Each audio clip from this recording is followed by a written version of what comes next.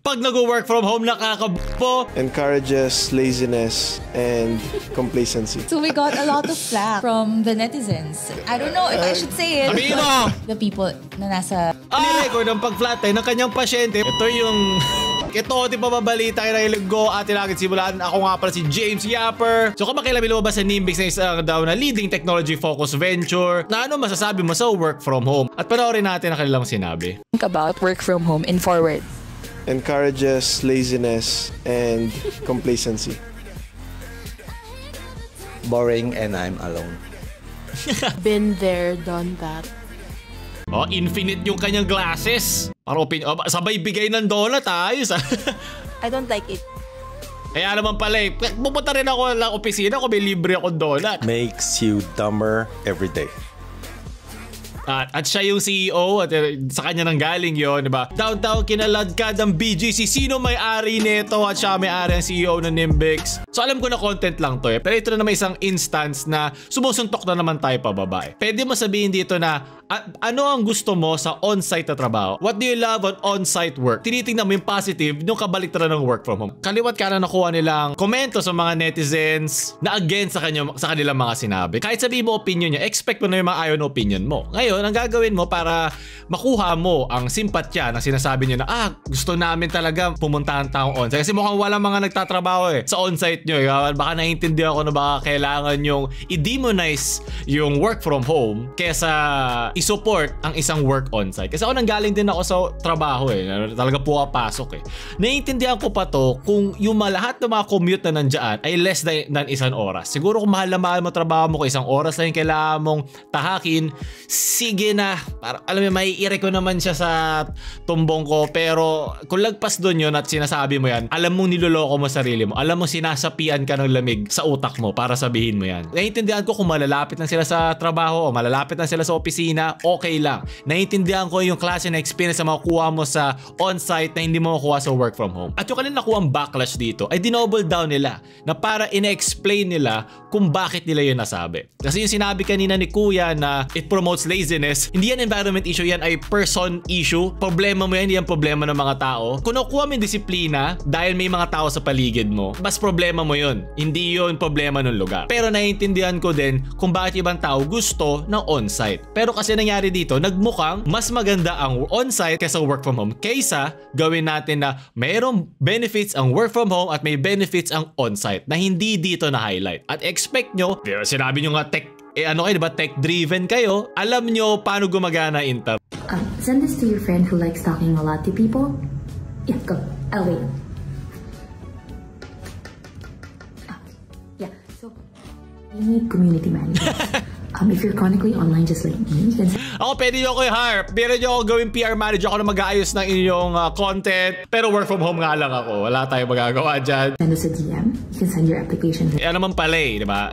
Naiintindihan ko bakit nila kailangan gawin niya para magmukha attractive yung pagpunta on-site. Pero wag tayo maglokohan dito. Kung meron man mabuti na gawa ang pandemic, yun ay nakatikim ang karamihan ng tao. Ano ang trabaho na hindi kailangang mag-commute, na binibigay mo yun sobrang laking parte ng buhay mo sa napakabasurang commute dito sa Pilipinas. Wag mo ako simulan sa mga politics na nangyayari sa on-site, na kailangan mo magpaka-plastic, may mga taong kailangan sumipsip literally at metaphorically sa kanilang mga superior para malagpasan ka o makuha yung credit na pinaghirapan mo. Diba, marami yan, napaka-toxic niyan at pinagdaanan ko yan.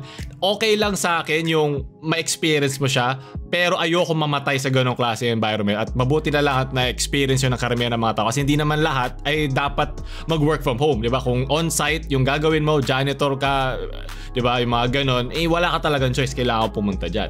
Pero para sabihin natin na nakakabobo yan ay opinion mo lang at expect mo na karamihan ng tao ay may o-offend dyan. At alam nyo naman na in-upload nyo to, dumaan to may approval to ng boss nyo, may approval to ng CEO nyo. So ibig sabihin, yun talaga ang kanyang nararamdaman sa opinion niya. At ito ang kanyang naging love letters na nakuha nilang backlash online. Question for us is, tanggalin na natin dito yung the most hated question. Why do we love working on-site? Yan, ito dapat yung unang-una nyo nilabas. Ito lang dapat. Hindi nyo kailangan sumuntok pababa sa mga tao na go work from home. Oh, ito yung ano daw. Ayaw mo actually nag-work from home. So we got a lot of flack like from the netizens saying na they like working from home. It gives them work-life balance. And some people are even super mad. Really? Sa mga sinabi natin. Yeah.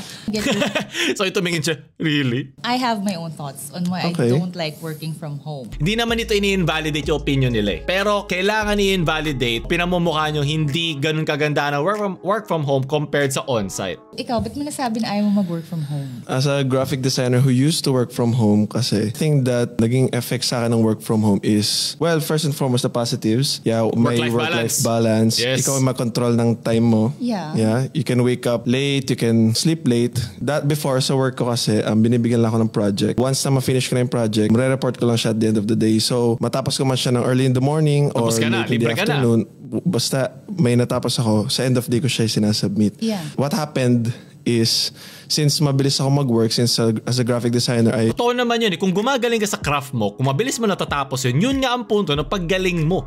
Ako nagsasabi ko sa mga editors ko, kaya nyo pabilisin yan at na hindi na sacrifice yung quality, good on you. Eh okay, di meron kang time kung anong gusto mong gawin sa buhay. 1 hour a day lang ako nag-work.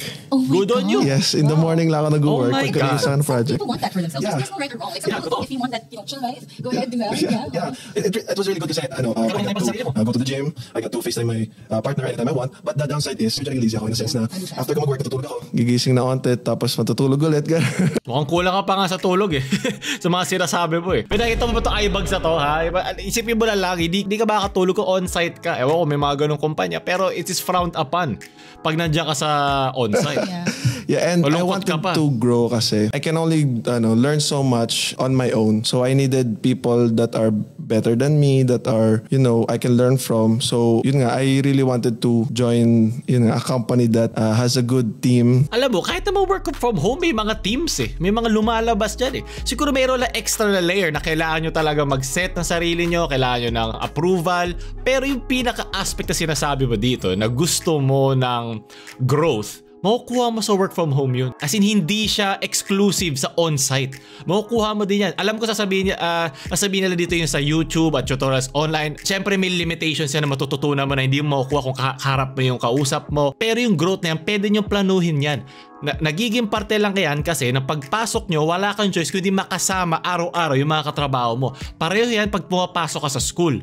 Yung mga nagkakausap mo doon, hindi mo naman sila magiging friend o magiging acquaintance kung di rin sila pumapasok sa school eh. Diba? Pagkatapos ng klase, minsan hindi nyo na sila kinakausap o hindi nyo sila ka-vibe. Ganon din sa work. Kasama sa trabaho, na pagpunta sa trabaho, na nakakausap mo sila at nag-grow ka bilang person, mapa sa skills, social skills, connections na nakukuha nyo dyan. Pero kasama na din doon yung politics na dyan. Meron dyan mga hindi mo ka-vibes, may mga plastic dyan, may mga toxic dyan, mga sip-sip, diba? Kasama yun at sobrang toxic. Ngayon, nasa sa'yo na, worth ba sa'yo yun?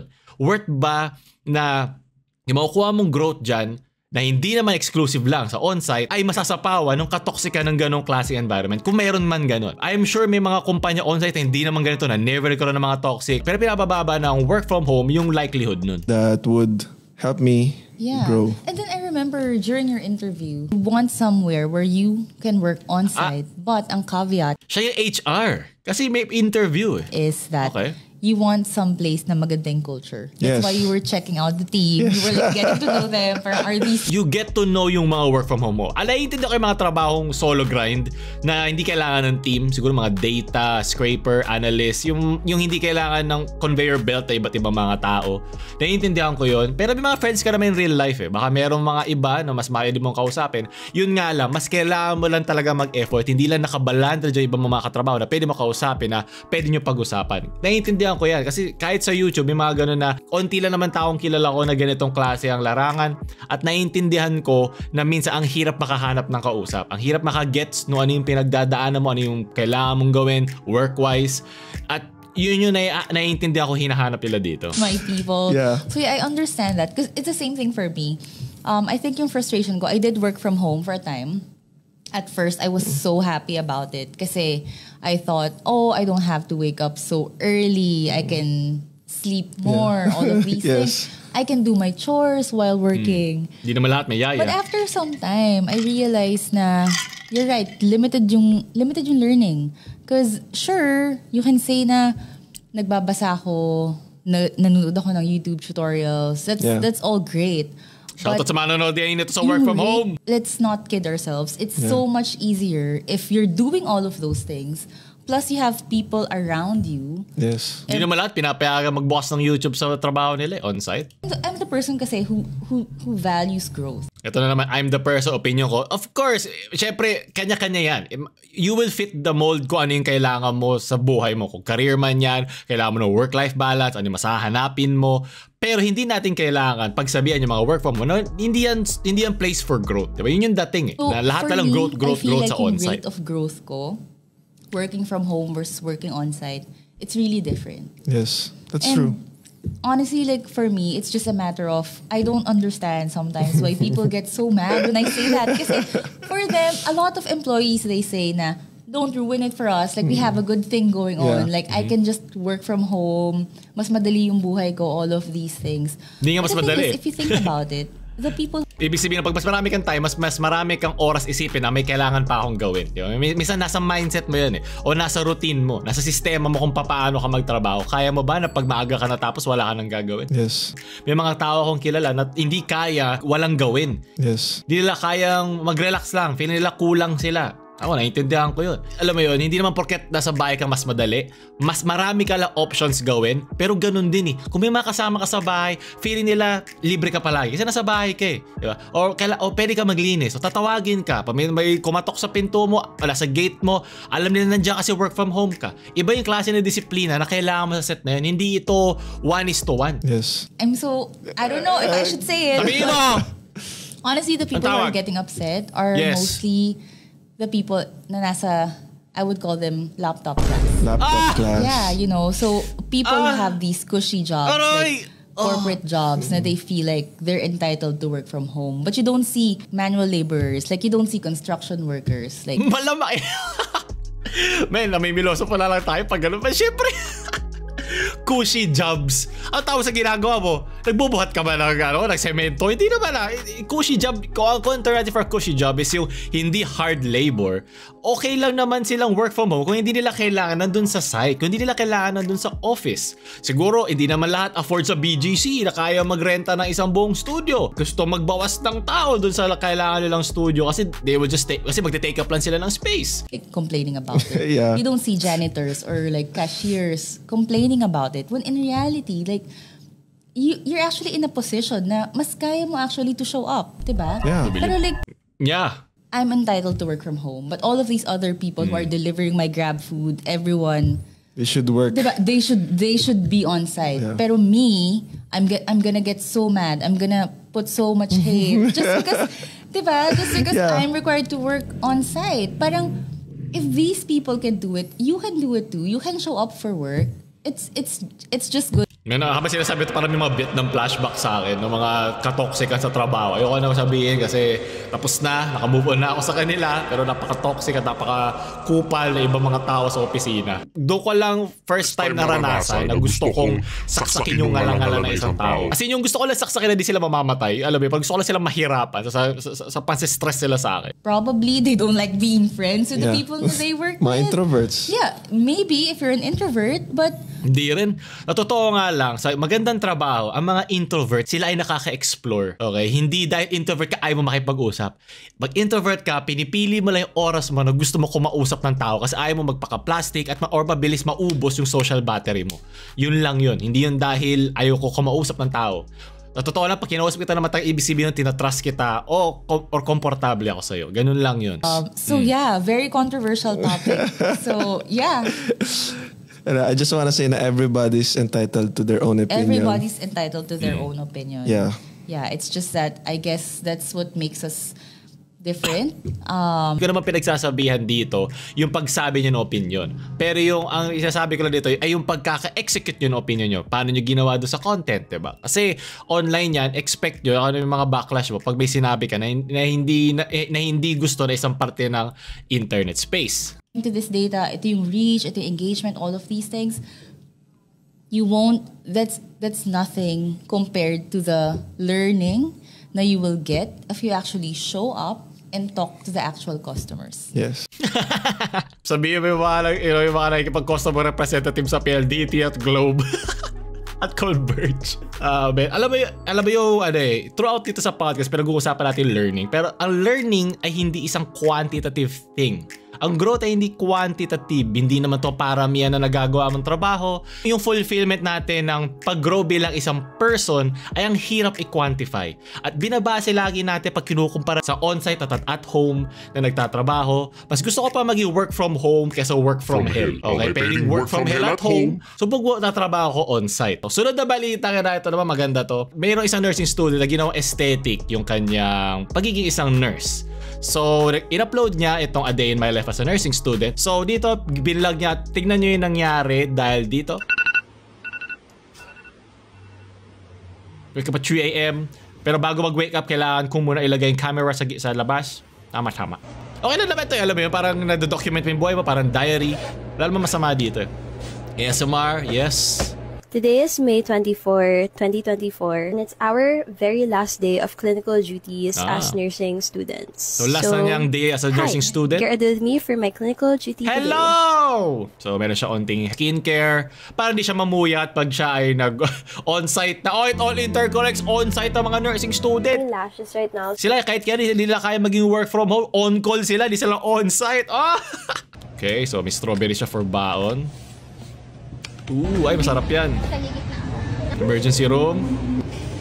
Copico Blanca. Yes.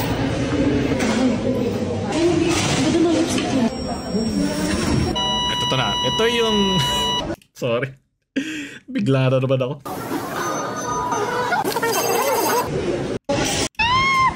So nagkaroon to ng samot-saring mga komento na bakit kailangan mo pa to i-video. Meron pong rights yung pasyente na hindi na kailangan makita. Sa mga nagde-defend naman sa kanya, sinasabi, hindi na ba kilala kung sino siya eh? Diba? Dinocument lang niya na parang education, diba? Parang gano'n. Pero alam mo yon, hindi naman siya parang criminal behavior na merong penalties eh. Pero yung delikadesa ng pagpili kung ano yung kukunin natin. Alam mo, pwede, example lang. Pwede ako tumayo sa harap ng gate nyo eh. Hindi siya illegal. Pero nakatingin lang akong gano'n. Hanggang lang ako. Walang mali sa ginagawa ko. Pero ba't ko siya gagawin? Diba? Parang gano'n, nasa fine line siya ng pwede mong gawin pero wag mo na. Wag mo na gawin. Yung ganon. So, last duty na daw niya yan. At dahil dito, pero nakagraduate naman na siya. May updates na nakagraduate na siya. Nagkaroon lang talaga siya ng huling hakbang para matapos yung duty na yon. Nagkaroon talaga siya ng duty para i-clarify yung kanyang mga mistakes. At example lang, ito pang isang kanyang video. Crying about a patient who flatlined and turning into a lesson how life is short. So, dito makikita na mahilig talaga siya mag-post sa kanyang mga everyday na okay lang. Masarap naman balikan yan. In this discussion, a patient came to the emergency room with no pulse. The patient wasn't revived. The patient's family members came to the how life is just so short. This is so deep. So short for us to worry better instead of focusing on all the simple every day. So eat you right. Forgive the ones. Ganitong tasteful, di ba? Di mo nakapapakita. I-explain mo na lang. Okay lang yun. And believe that everything happens for a reason. Moments like this one reminds me of how tough this line of work is. Ilagay pa muna yung camera bago umiyak. Pero okay lang. Hindi kasalanan maging sukot, kaya okay lang to. That is your strength.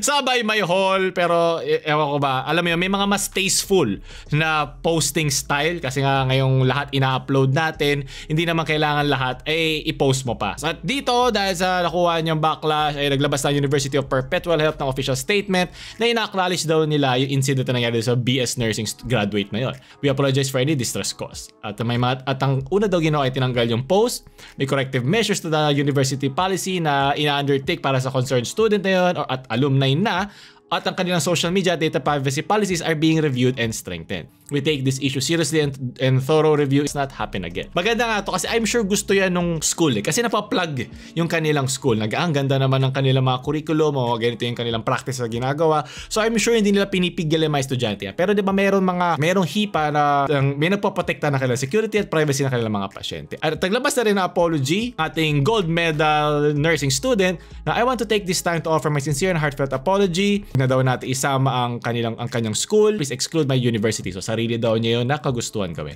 As a student still in the process of learning and growing, I realized that my actions lack respect and sensitivity that such situations demand. So dito sinasabi niya na walang mali siya yung kanyang pagkakapost, talagang pure ignorance lang sa kanyang parte at naiintindihan na daw niya ngayon and ever ang pagiging influencer din. Isang nursing student at pagiging isang influencer na matagal na niyang tinatry, makikita naman sa mga post niya. Mabuti natuto ka bago ka gumado, may nadagdagan ka pang learnings. Diba po siya, learning? Encourages laziness and complacency. That is not only possible at a home or on-site. Yeah. My goal has always been to inspire other students to my POVs and Roblox and to show my viewers the love and dedication. My intention was to showcase my nursing journey. Yes, pinakita naman niya na sobrang raw nga. Appreciate the people that are calling me out without spreading pure hatred and shame. Yan, parang nag-cringe ako sa'yo, Miss Nursing Student. Hindi ko alam kung under yon since hindi naman talaga malalaman yung pasyente, pero yung act itself lang ay maasim. Alam mo yun? So, I doubt may habol sa kanya dito legally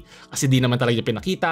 Yung choice lang siguro nung clip. Truly sorry ulit siya sa mga actions na pinagawa niya and committed siya to doing better. So, malay mo pag hindi ka nakuha nursing student, pwede ka mag-apply sa NIMBIX, naghanap sila. At doon tatapos ang balita kaya na kay Ligong, si Parabagan nito. So, yung mag-apply sa aming bilang editor, send nyo na kayo sa aming email, paulsecond@gmail. Like, share sa mga yapper nyong friends, Paul na mapaalam. Shoo!